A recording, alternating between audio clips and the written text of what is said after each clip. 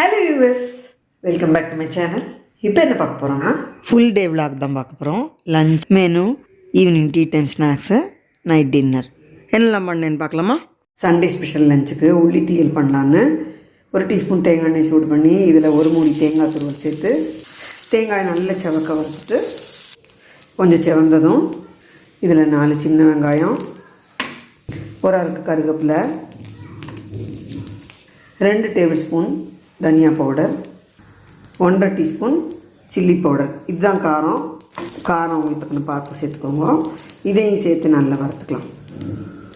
நல்லா வறுப்பட்டதும் சூடாருன்னு மிக்சியில் தண்ணி விட்டு பேஸ்ட்டாக அரைச்சிக்கலாம்.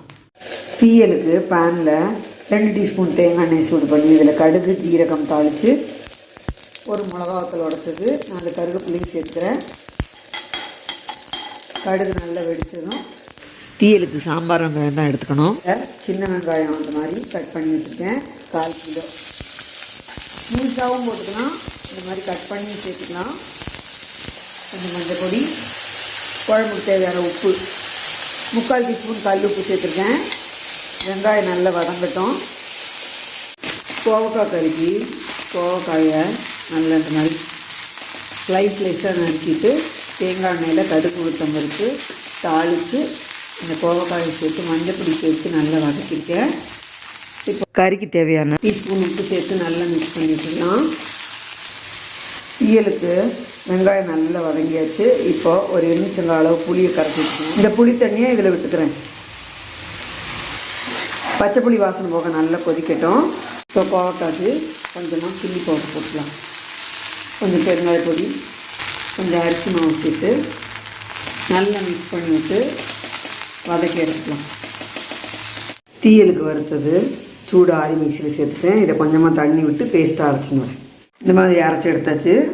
இப்போ அரைச்ச விழுத கொதிச்சுட்டு இருக்கிற வெங்காயத்தோடு சேர்த்து மிக்சியில் அரைக்கணும். தண்ணி விட்டு எல்லாமே இதில் சேர்த்து நல்லா கலந்து விட்டு கொதிக்க ஆரம்பித்ததும் ஸ்டவ் ஆஃப் பண்ணிடலாம். நம்ம சூப்பரான கேரளா ஸ்பெஷல் உள்ளி தீயல் ரெடி. கோவக்காய் கறியும் ரெடி. கேரளா ஸ்பெஷல் உள்ளி தீயல், அதுக்கு தொட்டுக்கிறதுக்கு கோவக்காய் ரோஸ்ட், ரெண்டுமே ரெடி ஆகியாச்சு. சண்டேங்கிறதுனால டைரக்ட் லஞ்சு தான். டீ டைம் ஸ்நாக்ஸுக்கு பட்டணம் பக்கோடா பண்ணலான்னு ஒரு 30 சின்ன வெங்காயத்தை உரித்து பொடியாக கட் பண்ணி அது கூட தேவையான உப்பு சேர்த்து பெசரி வச்சுருக்கேன். உப்பு சேர்த்து 10 நிமிஷம் ஊற விட்டுக்கலாம். இப்போ தண்ணி விட்டுக்கும். ஒரு பவுலில் 3/4 கப்பு கடலை மாவு, 3/4 கப்பு அரிசி மாவு, 1/2 கப்பு பொட்டுக்கடலை மாவு சேர்த்துக்கிறேன். 1/2 டீஸ்பூன் பேக்கிங் பவுடர் சேர்த்துக்கிறேன். 1 டீஸ்பூன் கெட்டியான நெய் சேர்த்து நல்லா மிக்ஸ் பண்ணிக்கலாம்.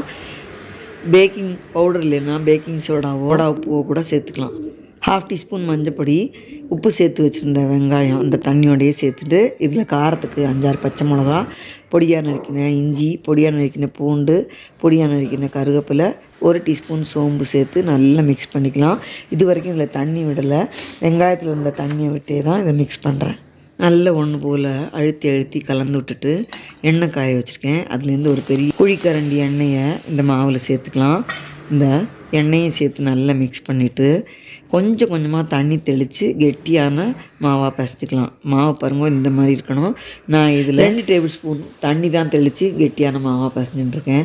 இந்த மாவை இந்த மாதிரி உருண்டையாக உருட்டிக்கலாம். அழுத்தி மாவு உதிராக தான் இருக்கும். இந்த மாதிரி அழுத்தி தான் உருட்டிக்கணும். இது மாதிரி 4-5 எண்ணெய் உருட்டிட்டு காஞ்ச எண்ணெயில் ட்ராப் பண்ணி 2 நிமிஷம் கழித்து இதை லேசாக திருப்பி விடணும்.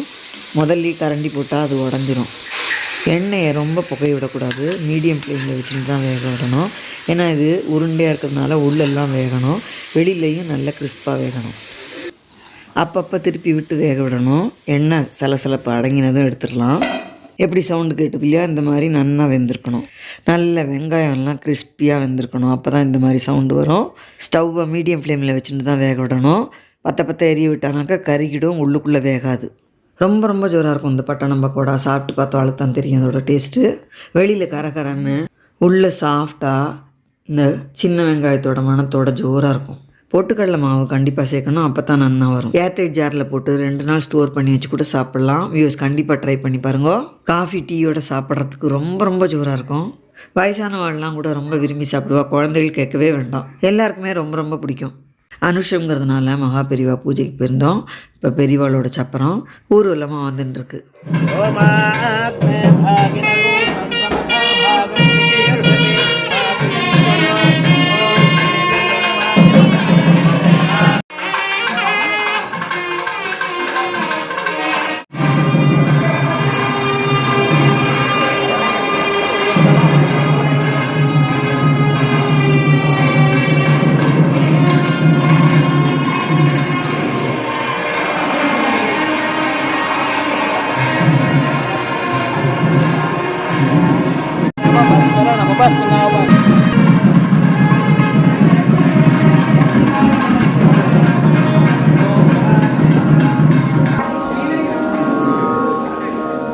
டின்னருக்கு ஃபுல்காவும் சிம்பிளாக வெஜிடபிள் பன்னீர் கறியும் பண்ணலாம். பேனில் 1 டேபிள் ஸ்பூன் தேங்காய் எண்ணெய் சூடு பண்ணி இதில் 1/2 டீஸ்பூன் சோம்பு, பெரிய வெங்காயம் 2 பொடியாக நறுக்கினது சேர்த்து வதக்கிட்டு இது கூடவே ஒரு பெரிய கேப்சிகம் பொடியாக நறுக்கினது, ஒரு பெரிய தக்காளி பொடியாக நறுக்கினது சேர்த்து 1/2 டீஸ்பூன் மஞ்சள் பொடி சேர்த்து காய் கொஞ்சம் பாதி வதங்குற அளவு வதக்கிட்டு இதில் 1 டேபிள் ஸ்பூன் தனியா powder, 1/2 teaspoon jeera powder, 1/2 teaspoon red chilli powder, 1 teaspoon Everest பாவு பாதி மசாலா சேர்த்துக்கிறேன். ரொம்ப நல்லாயிருக்கும் இது சேர்க்கும்போது. இந்த பொடியெல்லாம் பச்சை வாசனை போக 1 நிமிஷம் வதக்கிட்டு தேவையான உப்பு சேர்த்து நல்லா கலந்து விட்டுட்டு 1 டம்ளர் தண்ணி விட்டு இதை கொதிக்க விட்டுக்கலாம். இது கூடவே பொடியாக கட் பண்ணி வச்சுருந்த பன்னீரையும் சேர்த்துக்கிறேன். இது 150 கிராம் பன்னீர். இதையும் சேர்த்து நல்லா மிக்ஸ் பண்ணி ஒரு கொதி விட்டுட்டு மேலாக பச்சை கொத்தமல்லி சேர்த்து ஸ்டவ் ஆஃப் பண்ணலாம். நம்ம சிம்பிளான ரொம்ப டேஸ்டியான பன்னீர் கறி ரெடி. ஏற்கனவே மாவு பசஞ்சு வச்சுட்டேன். ஃபுல்காக தான் பண்ண போகிறேன். ரவுண்டாகிட்டு கல்லில் 2 வரை திருப்பி போட்டுட்டு டைரெக்டாகவே கேஸில் ஃப்ளேமில் போட்டு நல்ல ஃப்ளஃபியாக வந்ததும் எடுத்துட்டால் நம்ம அருமையான ஃபுல்கா ரெடி. மாவு பசைஞ்சு 1/2 மணி நேரம் ஊற வச்சுட்டு பண்ணும்போது ரொம்ப சாஃப்டாக இருக்கும். இந்த ஃபுல்காக்கு இந்த வெஜிடபிள் பன்னீர் கறி ரொம்ப ஜோராக இருக்கும். ட்ரை பண்ணி பாருங்கள். இந்த வீடியோ எல்லாருக்கும் பிடிச்சிருக்குன்னு நினைக்கிறேன். நம்ம இன்னொரு வீடியோவில் சந்திக்கலாம்.